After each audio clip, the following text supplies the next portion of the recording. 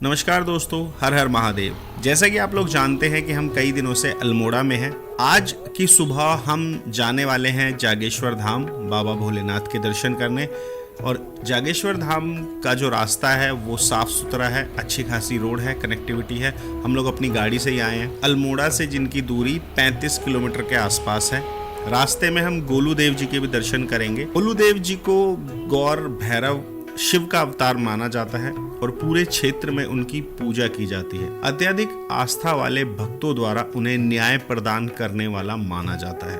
ऐतिहासिक रूप से उन्हें राजा झाल राय और उनकी पत्नी कालिंका का बहादुर पुत्र और कत्यूरी राजा का सेनापति कहा जाता है। कुमाऊं रीजन में गोलू देवता के कई सारे मंदिर हैं।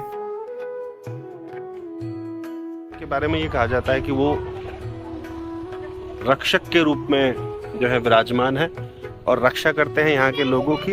अब यहाँ आप देख सकते हो कि बहुत सारी घंटियाँ हैं, बहुत सारे झंडे हैं और बहुत सारी चुनरियाँ हैं। तो यहाँ पर इन मंदिरों का महत्व ये है कि आपकी कोई मन्नत है, आपकी कोई भी इच्छा है, तो आप उसके लिए यहाँ पर झंडे जो हैं वो भी दान कर सकते हैं, या फिर घंटियाँ जैसे लोगों ने बांधी हुई हैं तो अपनी इच्छा के अनुसार, किसी की बड़ी इच्छा है, पूरी होती है इच्छा, या फिर अपनी इच्छा पूरी करना चाहते हैं तो उसके अनुसार आप यहाँ पर घंटियाँ जो है बांध सकते हैं। और ये चुनरियाँ हैं तो चुनरियाँ भी आप बांध सकते हैं। और ये धुनी है, बाबा की धुनी है, और इस धुनी का जीर्णोद्धार श्री दीवान सिंह अधिकारी जी ने कराया था।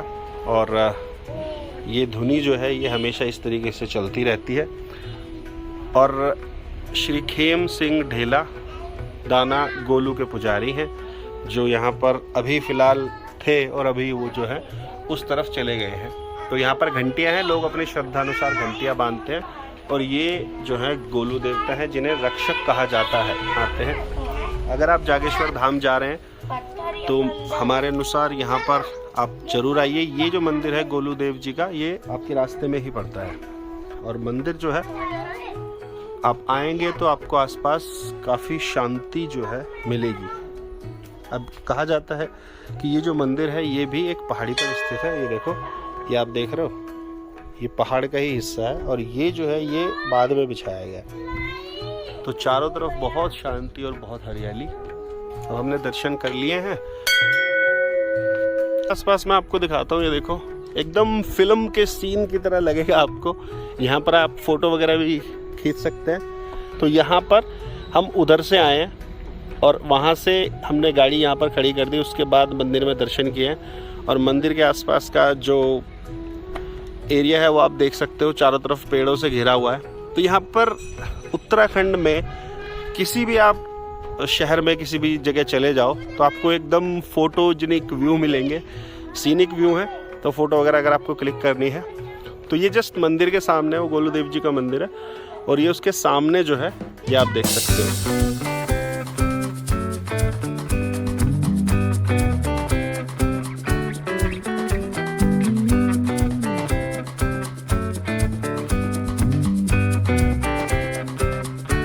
चलिए सफर को जारी रखते हैं और आगे चलते हैं।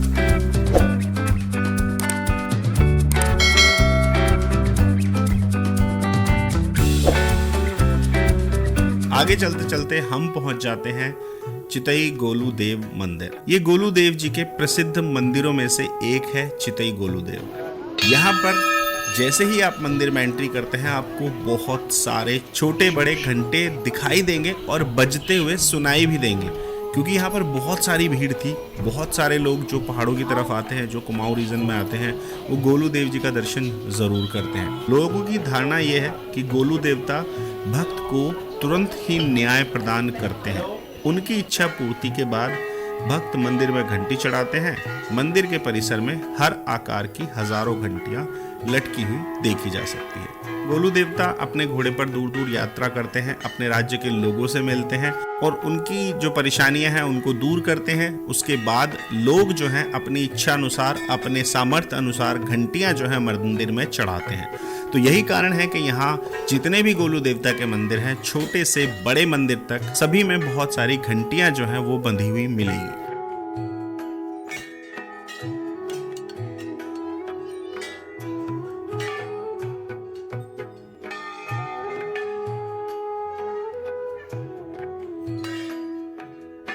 अपनी मनोकामना को एक कागज पर लिखिए और अपनी अर्जी जो है गोलू देवता को समर्पित कर दीजिए। यहाँ पर मैंने देखा कि इतनी सारी घंटियां हैं, इतनी सारी अर्जियां हैं। लोगों का जैसा मानना है कि गोलू देव जी न्याय के देवता हैं और अगर आप उन्हें अपनी अर्जी देते हैं तो वो आपकी किसी भी समस्या का समाधान करते हैं और लोगों की समस्या का समाधान होता है। उसके बाद वो यहाँ पर अपने सामर्थ्य अनुसार घंटियां चढ़ाते हैं। तो लोगों ने यहाँ पर छोटी से छोटी, बड़ी से बड़ी, बहुत बड़ी बड़ी घंटियां यहाँ पर चढ़ाई हुई हैं।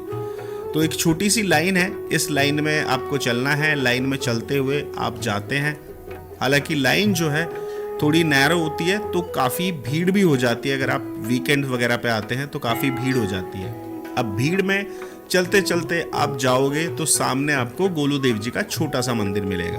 अब यहाँ पर भीड़ होने का कारण एक ये भी है कि जो मुख्य मंदिर है वो बहुत छोटा है। वहाँ पर हैं तो 2 रास्ते, लेकिन वो रास्ता सिर्फ इतना ही है कि जो अंदर जाने का रास्ता है वो भी सिंगल आदमी का है और जो बाहर आने का है वो भी सिंगल आदमी का है। तो वहाँ पर अंदर जाना है, एक आदमी अंदर जाएगा, दर्शन करके बाहर आएगा, तब दूसरा जाएगा। तो इसी कारण वहाँ पर भीड़ लग जाती है। वहाँ पर आप प्रसाद वगैरह चढ़ा सकते हैं। बाहर ही पुजारी जी हैं तो वो आपकी प्रसाद वगैरह चढ़ाने में मदद करते हैं। दिया धूप वगैरह अगर आपको जलाना है तो वो भी आप जला सकते हैं, अपनी श्रद्धा अनुसार है।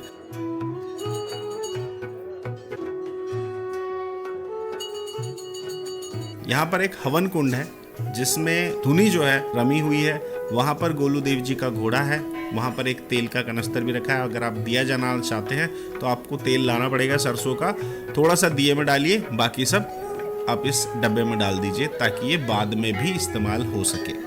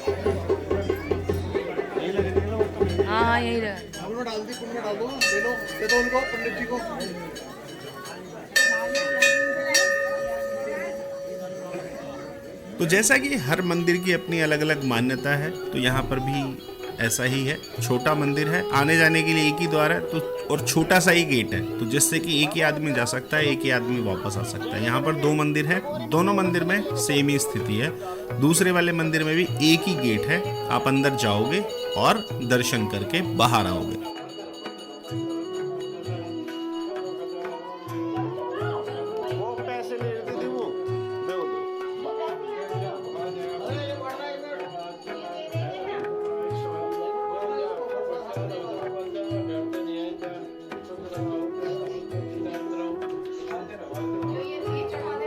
बाकी आप बाहर निकलोगे तो मंदिर के पीछे की तरफ आपको मंदिर परिसर में ही 2 लोग वहां पर बैठे हुए हैं। आप नारियल लेकर जाइए, वो आपका नारियल छील के, तोड़ के, चढ़ा के आपको वही प्रसाद वापस कर देंगे। यहाँ पर बड़े बड़े वृक्षों को देख के लगता है कि यहाँ पर बड़े बड़े वृक्षों को देख के ना आपको बहुत ज़्यादा हैरानी होगी, क्योंकि इतने बड़े बड़े वृक्ष हैं कि आपको एक बार देखने के लिए अपनी गर्दन जो है वो ऊंची करनी पड़ेगी। मंदिर में जहां भी मेरी नजर जा रही है वहां पर लोग हैं और लोगों से ज्यादा घंटियां हैं, कि लोगों की इतनी श्रद्धा है, इतना विश्वास है कि वो घंटियां चढ़ाते हैं। और ये घंटियां अब इतनी हो गई हैं कि कभी कभी मुझे लगता है कि बहुत ज्यादा यहाँ पर लोगों ने घंटियां चढ़ाई हुई हैं।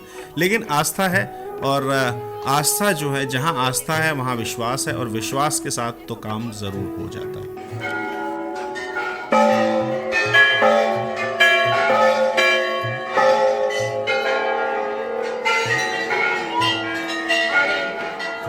घंटे घंटे हैं।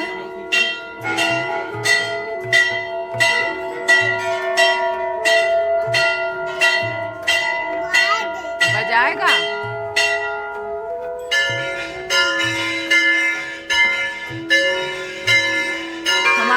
दर्शन हमने कर लिया है।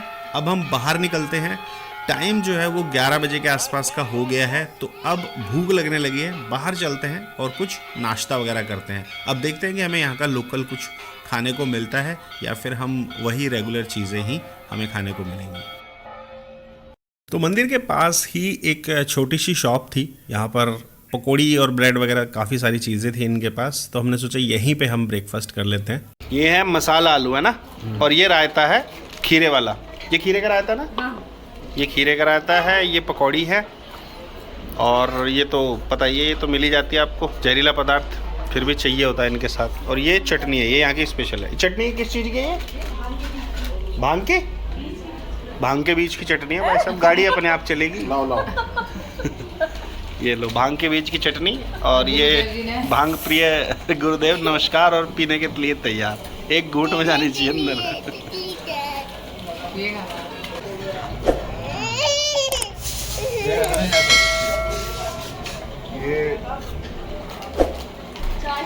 ये स्पेशल आलू चाट है यहाँ की, एक कप गोलू महाराज की, यहाँ की धाम की। और इसको ऐसे आनंद लेके खाइए। इधर निकल आनंद आ गया। वाह वाह वाह। और ये है खीरे का रायता, तो इसको लेते एक स्कूप। और खीरे का रायता मतलब ज़्यादा फेमस है यहाँ पर, तो चलता है नॉर्मली।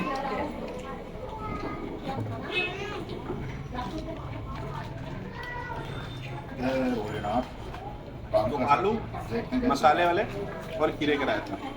तो खीरे का रायता जो है ना, उसके अंदर जो भी मसालों की या फिर मिर्च की जो मतलब कहते हैं ना थोड़ा टेस्ट है, उसको बैलेंस कर रहा है। बस एक प्लेट और ट्राई करना चाहिए। एक प्लेट जो है ट्राई कर सकते हो। एक प्लेट जो है वो लगभग 30 रुपए के आसपास है।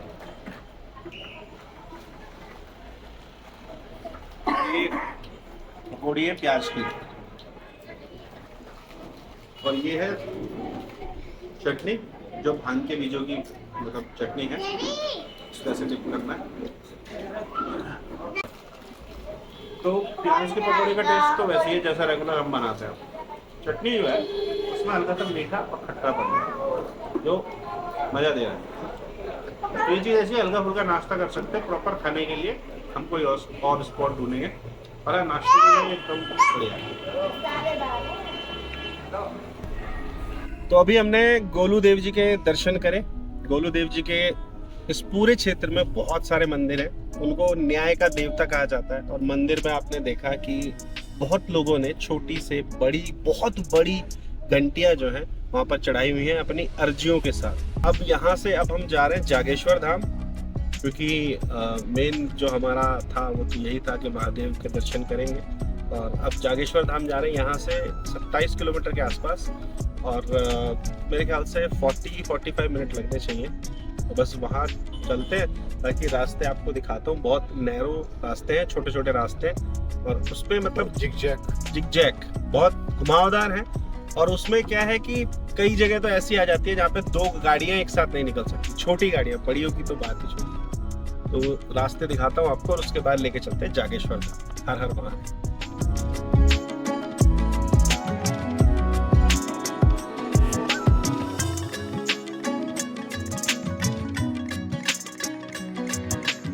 तो सफ़र में जैसे हम जा रहे हैं जागेश्वर धाम, तो रास्ते में ही दंडेश्वर महादेव का मंदिर जो है आता है। तो इस मंदिर में जो हम रुके हैं दर्शन करने के लिए, और ये मंदिर कुमाऊं मंडल के अल्मोड़ा जिले से 38 किलोमीटर की दूरी पर देवदार के जंगलों के बीच स्थित है। दंडेश्वर मंदिर परिसर मुख्य जागेश्वर मंदिर परिसर से लगभग 1 किलोमीटर की दूरी है। तो जैसे आप जागेश्वर धाम जाते हैं ना, तो उससे 1 किलोमीटर पहले ही आपको दंडेश्वर महादेव का मंदिर मिलता है।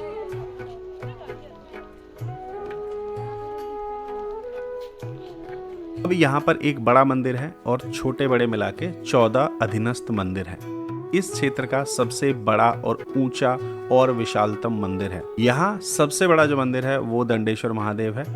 भगवान शिव यहाँ लिंग रूप न होते हुए शिला के रूप में स्थापित है और शयन मुद्रा में है।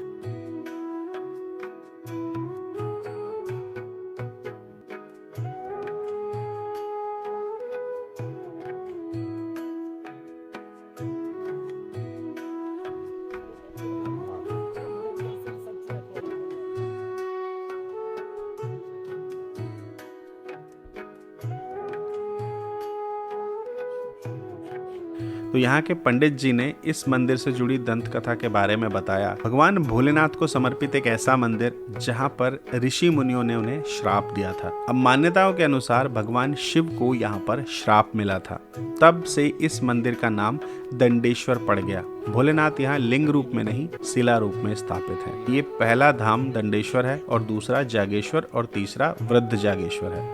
भगवान शंकर जब यहाँ तपस्या करते थे तो यहाँ ऋषि मुनियों की पत्नियां भी आती थी। शिव के रूप और नीले रंग को देखकर ऋषि मुनियों की पत्नियां उन पर मोहित हो गई और ऋषियों को जब इस बात का पता चला तो उन्होंने यहाँ आकर शिव को श्राप दिया और इसी स्थान पर उन्हें शिला रूप में परिवर्तित कर दंड दिया। तब से इस मंदिर का नाम दंडेश्वर महादेव मंदिर पड़ा। गंगा सिंह राणा जी ने बताया कि भगवान की पूरी शिला एक शक्ति के रूप में है और इस मंदिर में विभिन्न जगह से श्रद्धालु लोग आते हैं। आप देश के किसी भी हिस्से से बहुत सारे लोग यहाँ पर आते हैं और यहाँ आने के बाद उनकी मनोकामना जो है पूरी होती है। जागेश्वर धाम और दंडेश्वर मंदिर दोनों एक ही समय के मंदिर हैं और बताया जाता है कि कत्यूरी शासकों ने इन मंदिरों का निर्माण कराया था। इस मंदिर में कई प्राचीन मूर्तियां आज भी आपको देखने को मिलेगी।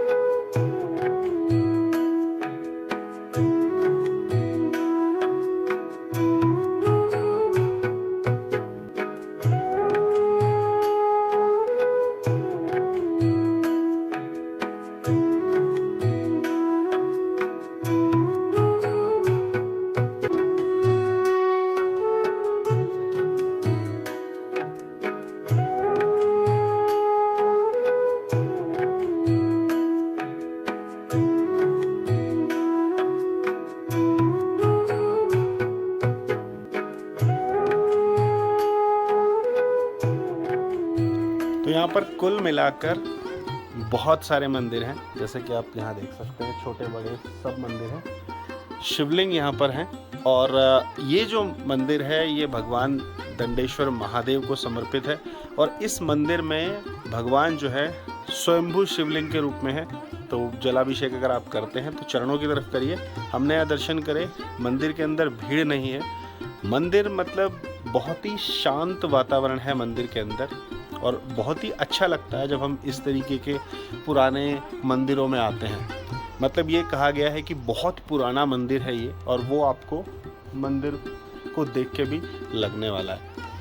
तो मेरा तो यही कहना है कि जब भी आप आते हैं, अगर आप अल्मोड़ा आए हैं, रानीखेत वगैरह या फिर नैनीताल भी आए हैं, तो एक दिन और निकालिए और ये वाली जो रेंज है ना, इस पे आइए। तो इसमें आपको गोलू देवता का मंदिर है, फिर दंडेश्वर महादेव है और फिर उसके बाद जागेश्वर धाम है और फिर आगे और भी बहुत सारे मंदिर हैं। क्योंकि उत्तराखंड को देवभूमि इसीलिए नहीं कहा गया, वहाँ पर बहुत सारे छोटे बड़े मंदिर हैं और आपका मन अवश्य शांत होगा। तो हम तो निकले इसीलिए थे कि दुनिया की भीड़ भाड़ से अलग सभी मंदिरों के दर्शन करेंगे, सभी जगह दर्शन करेंगे और कुछ देर बैठेंगे ताकि मन को जो है थोड़ी शांति मिले। चलिए अब अगला जो पड़ाव है वो जागेश्वर धाम है और उसके बाद देखते हैं। तो हमारे साथ जुड़े रहिए।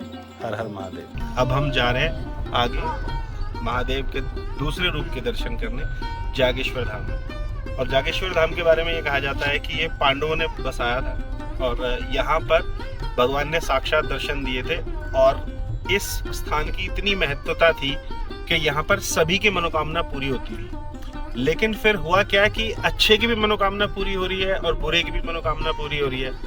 तो जो गुरु थे, धर्म गुरु थे शंकराचार्य, उन्होंने कहा कि हे प्रभु इसका कुछ करिए, क्योंकि अगर कोई बुरी मानसिकता लेकर आ रहा है तो उसका भी मन मांगा जो वरदान है वो भी उसे मिल जा रहा है। उसके बाद भगवान महादेव ने यहाँ पर जो है सभी मंदिर ज्यादातर जितने भी हैं वो सब बंद है, सिर्फ एक ही मंदिर खुला हुआ है। तो अब यहाँ पर जो लोग सच्चे दिल से, सच्ची श्रद्धा से जाते हैं उन्हीं की मनोकामना पूरी होती है। तो मंदिर में जहाँ भी जाएं अपने मन से बुराई, पाप और जो भी आपके बुरे विचार हैं उसे निकालिए, आपके मन को अवश्य शांति मिलेगी। चलिए जागेश्वर धाम के भी आपको दर्शन कराते हैं।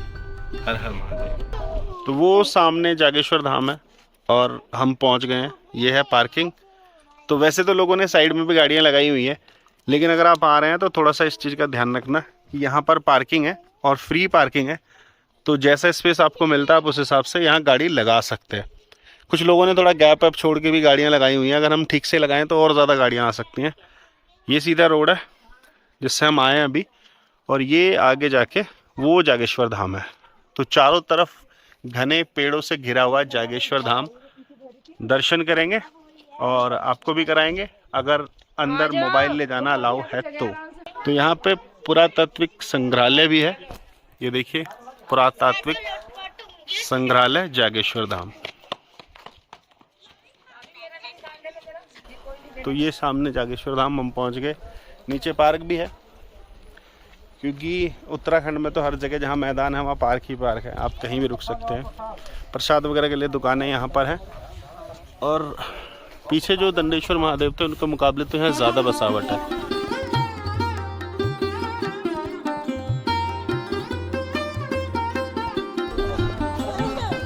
कुछ नहीं मिलेगा तो चुप चुप।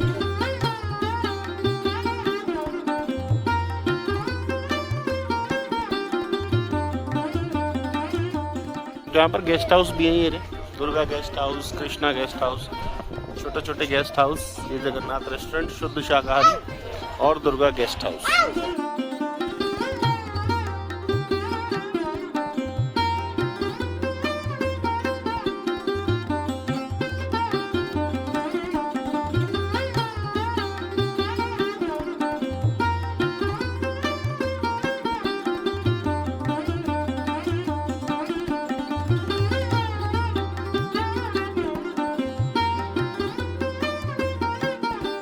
तो ये देखिए जो मंदिर समूह है जागेश्वर जनपद अल्मोड़ा।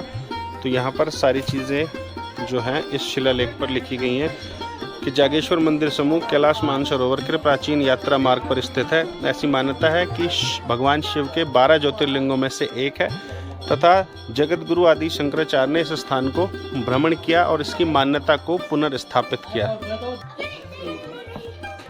और ये जागेश्वर मंदिर का पूरा नक्शा यहाँ पर बनाया हुआ है। इस तरीके से देखिए यहाँ पर जागेश्वर टेम्पल, फिर महामृत्युंजय टेम्पल, पुष्प देवी, और यहाँ पर काफ़ी सारे टेम्पल्स हैं, मंदिर हैं। तो ये है जागेश्वर धाम और ये पूरा परिक्रमा मार्ग है। कैसे कैसे यहाँ पर मंदिर बने हुए हैं, कैसे कैसे ज्योतिर्लिंग है। तो ये मुख्य प्रवेश द्वार है, ब्रह्मकुंड स्नान है, बटुक भैरव, कुबेर मंदिर, लकुलेश, श्री ज्योतिर्लिंग जागेश्वर महादेव। सो इस तरीके से सूर्य मंदिर, नवग्रह मंदिर, हनुमान मंदिर, नीलकंठ महादेव, पुष्टि माता, मृत्युंजय मंदिर, इस तरीके से 125 मंदिरों का समूह है जो हम दर्शन करने वाले हैं। ये प्राचीन घंटा है जो यहाँ पर है, और ये है प्राचीनतम मुख्य मंदिर श्री महामृत्युंजय मंदिर। यहाँ पर महामृत्युंजय मंत्र का जाप भी होता है और यहाँ पर काल सर्प दोष की पूजा भी होती है। अगर आप करवाना चाहते हैं तो आप यहाँ पर करवा सकते हैं। पंडित जी यहाँ पर हैं, वो आपकी काल सर्प दोष की पूजा करा देंगे। ये रसीद काउंटर है और बाकी ये मंदिर है। चलिए मंदिरों में चलते हैं और दर्शन करते हैं और आपको भी कराते हैं।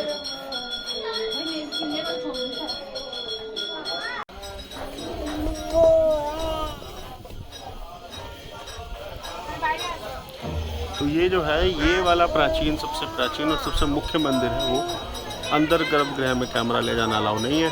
और इस तरीके से कुल मिलाकर छोटे बड़े यहाँ पर 124 मंदिर हैं जिसमें भगवान शिवलिंग रूप में विराजमान है।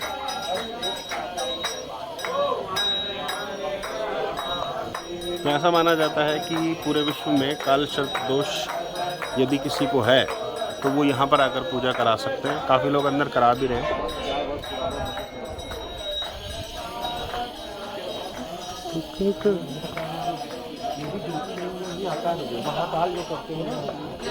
जय महाकाल।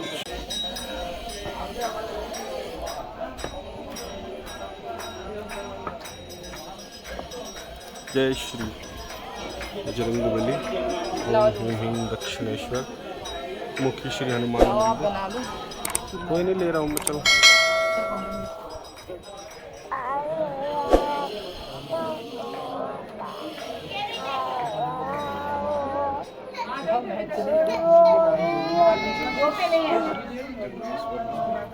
जय जगदीश्वर मंदिर, जागेश्वर धाम। तो ये मुख्य मंदिर है जागेश्वर धाम का। और यहाँ पर भगवान जो है स्वयंभू शिवलिंग के रूप में प्रकट हुए हैं।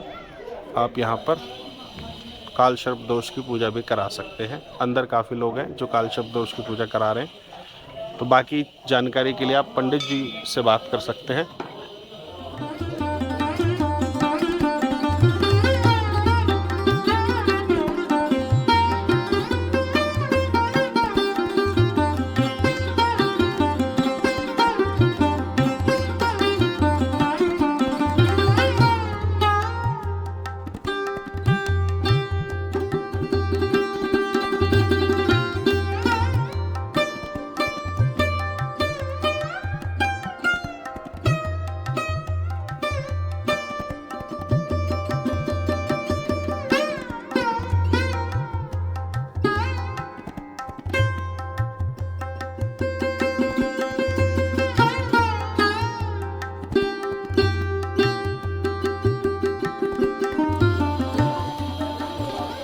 तो ये जो वृक्ष है ये आप देख रहे हो ना, ये भगवान अर्धनारीश्वर का स्वरूप है और मंदिर के प्रांगण में है। ये देखो भगवान अर्धनारीश्वर वृक्ष रूप में मंदिर के प्रांगण में। ये देखिए, ये भगवान केदारनाथ का मंदिर है अंदर। और ये जो है ये वृक्ष रूप में अर्धनारीश्वर भगवान।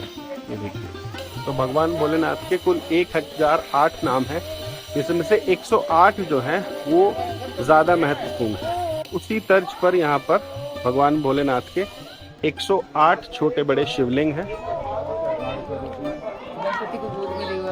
तो ये देखिए, यहाँ पर अगर आप देखोगे, ये देखो ये गणेश जी यहाँ पर, ये गणेश जी के साथ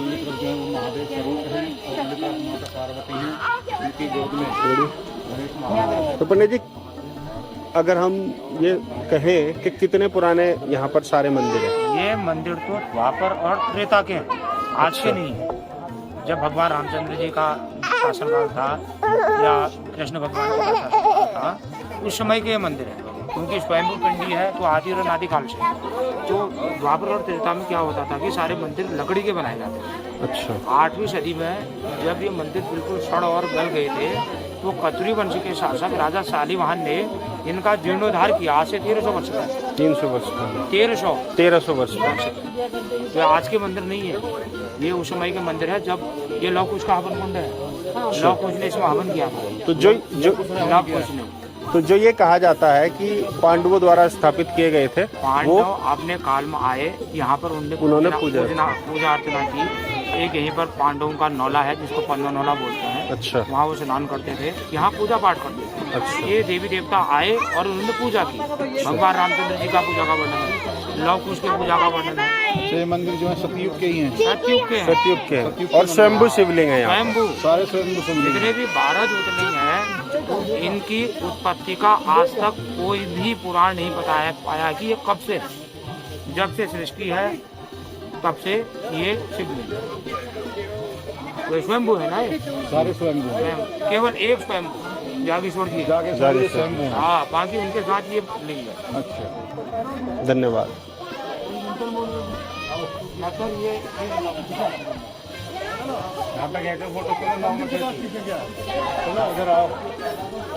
तो ये जो है ये जो अभी आप देख रहे हो ये लवकुश कुंड है। ये है लवकुश कुंड। अब यहाँ पे आप देख रहे हो ये जो पत्ते हैं ना ये कमल के पत्ते हैं। अब फूल यहाँ पर नहीं है लेकिन ये पत्ते जो है ये कमल के हैं। ये कुंड है।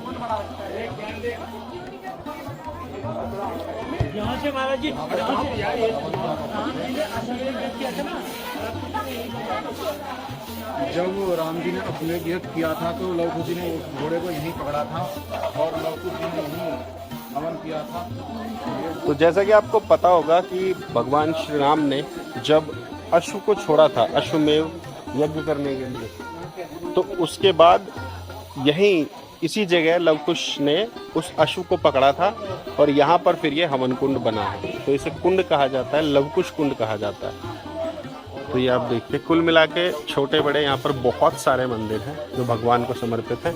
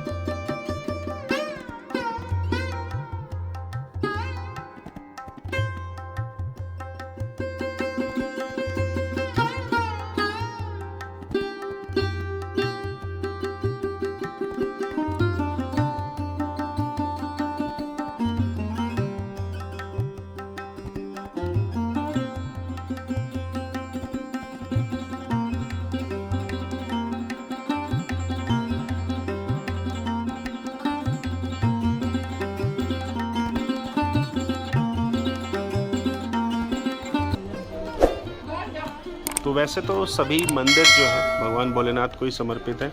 और ये नीलकंठ महादेव मंदिर है, ये नवग्रह मंदिर, ये देखिए। और यहाँ पर आपको जगह जगह बहुत सारे बंदर जो हैं वो ज़रूर दिखेंगे। ये नवग्रह मंदिर है। हे प्रभु शिव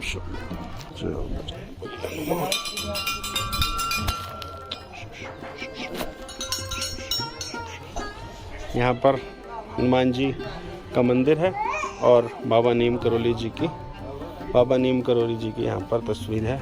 तो हनुमान जी का जो मंदिर है ये देखिए। तो यहाँ पर आप तिलक लगा लो।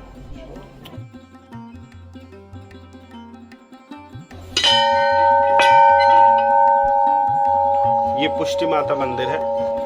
तो अभी जस्ट थोड़ी देर पहले ही पुजारी जी चले गए, हम लोग उधर थे सूर्य मंदिर की तरफ। तो ये पुष्टि माता का मंदिर है।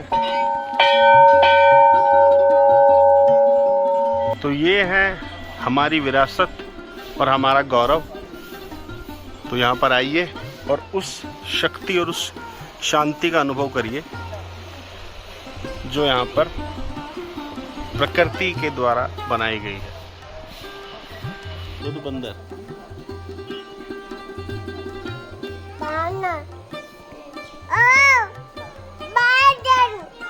कहाँ बंदर? आ जाओ। चलो जय जय। भाई देखेगा कितनी लकड़ी पड़ी है। लकड़ी है ना।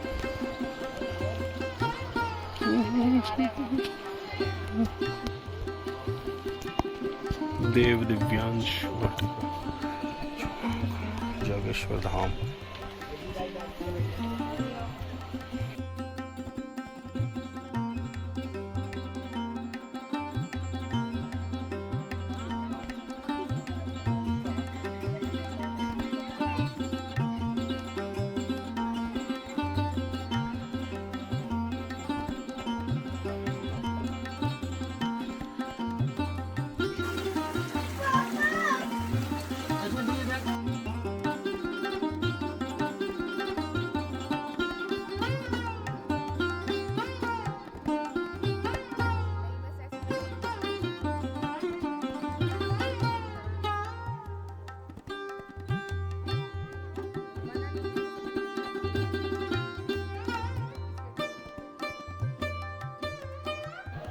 तो अभी हमने जागेश्वर धाम के दर्शन करे, आपको भी कराए।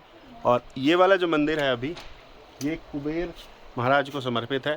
अब यहाँ पर दो पौराणिक कथाएं हैं।